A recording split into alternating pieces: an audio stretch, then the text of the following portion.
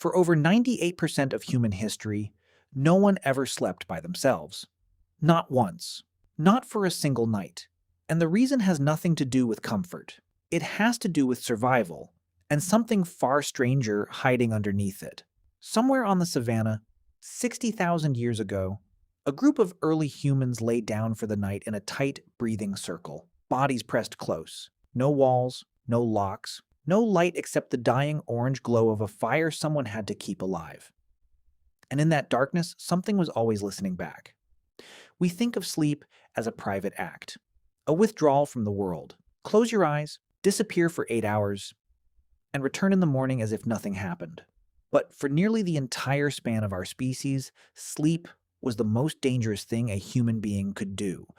And danger, when repeated for 100,000 generations, doesn't just shape behavior. It rewrites the architecture of the mind itself. Here's the unsettling part. Your brain still doesn't fully trust sleep. Not really. Even now, in a locked apartment on the 40th floor of a modern city, something ancient inside your skull still checks the exits. Let's go back to the beginning of the problem. An unconscious human is, biologically speaking, the closest thing to a corpse that still breathes.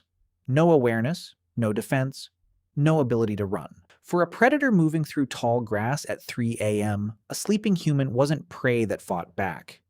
It was food that had already given up. And our ancestors knew this. They didn't need language to understand it. Their bodies understood it for them. So they solved the problem the only way that worked. They stopped sleeping alone. Groups clustered together, not out of affection, but out of pure statistical defense. More bodies meant more eyes that could half open at a snapped twig, more ears that could catch a change in wind, more chances that someone, somewhere in the huddle, was still faintly aware while everyone else slipped under. It wasn't cooperation in the way we romanticize it today. It was distributed vulnerability, spread the risk of dying across as many sleeping bodies as possible, and the odds that any single person survives the night go up. But then something strange happened, something that changes everything you think you know about why we sleep the way we do. Researchers studying isolated hunter-gatherer communities noticed something that shouldn't have made sense. These groups almost never slept in a single, uninterrupted block. They drifted in and out of consciousness throughout the night. Someone would stir, whisper something, shift position, fall back under. Then someone else would do the same an hour later. It looked to outside observers like broken sleep, poor sleep, the kind modern medicine would diagnose and try to fix. Except it wasn't broken at all. It was a rotating watch system, built by instinct, not agreement. No one assigned the shifts, no one gave orders, and yet the group, as a single organism, was never fully unconscious. At any given moment, at least one nervous system in that circle was awake enough to notice a threat. Sleep, for our ancestors, was never a solo event. It was a shared, negotiated, half-alert state performed by a group mind none of them consciously designed. And this is the part almost nobody talks about. That rotating vigilance didn't disappear when we built houses. It didn't disappear when we invented locks, alarm systems, or gated communities. It's still running in the background of your nervous system right now, like old code nobody bothered to delete. This is why a hotel room feels different on the first night. This is why silence in an unfamiliar house feels louder than noise. Your brain isn't being irrational. It's running a threat detection protocol that is tens of thousands of years old, and it does not care that you have a deadbolt. Here's where it gets darker. Scientists have a name for this: the first night effect. When you sleep somewhere new, one half of your brain literally sleeps less deeply than the other. Not metaphorically, measurably.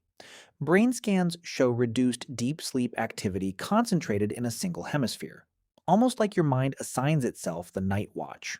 One half rests, the other half stands guard. Exactly the same division of labor your ancestors performed as a group, except now you're doing it completely alone, inside your own skull. Think about what that means for a second. You were built from the ground up to never sleep unguarded. But modern life forces nearly all of us to do exactly that, every single night. One person, one room, one set of eyes, closed in the dark with no backup. Your ancestors would have found this almost incomprehensible, not because they lacked bravery, because their nervous system was never designed to run the night shift solo. But that wasn't even the worst part. Isolation at night doesn't just leave your body without backup, it changes what your mind starts to manufacture in the silence. Sleep researchers have long noted that people who sleep alone, especially in unfamiliar or unsafe feeling environments, report significantly higher rates of nighttime anxiety, intrusive thoughts, and a specific, nameless dread that seems to arrive right around 3 a.m. There's actually a term some psychologists use for that hour: the witching hour. Not because anything supernatural is happening, because that's roughly when your body temperature, cortisol, and melatonin hit a strange crossover point, and your ancient threat detection system, finding no other humans nearby to share the burden with, starts generating alarms on its own.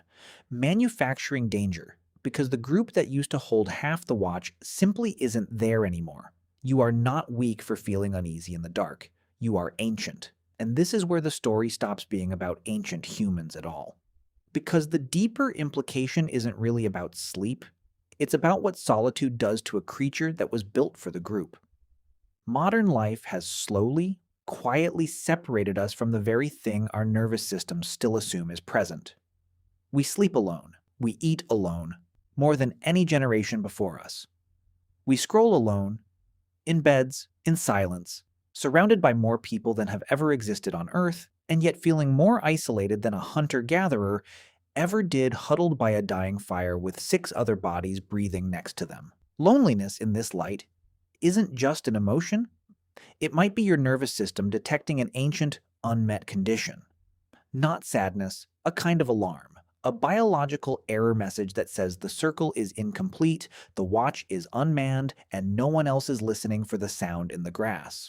We built walls to keep the predators out. But somewhere along the way, we also built walls that kept each other out. And your body, 60,000 years later, still hasn't been told it's allowed to fully rest. So maybe the question was never really why ancient humans never slept alone. Maybe the real question is why you do.